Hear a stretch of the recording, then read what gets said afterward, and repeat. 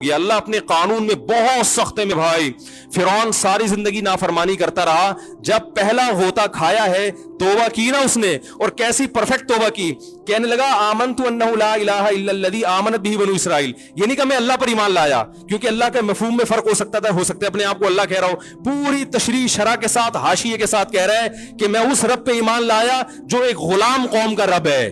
صحیح ہے نا, میری جو بنی اسرائیل جو میرے غلام تھے نا, وہ جس کو رب مانتے ہیں میں اس پر کو رب مانا میں نے.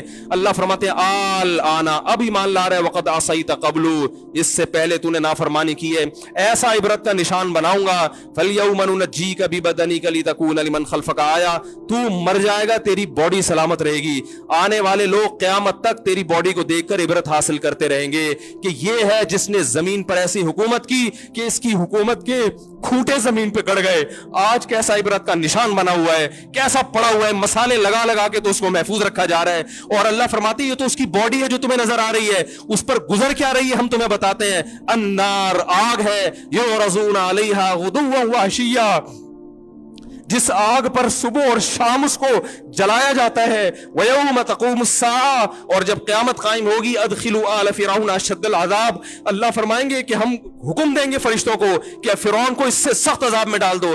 آپ کو فرعون لیٹا ہوا نظر آ رہا ہے, قرآن کہہ رہا ہے لیٹا ہوا نہیں ہے وہ,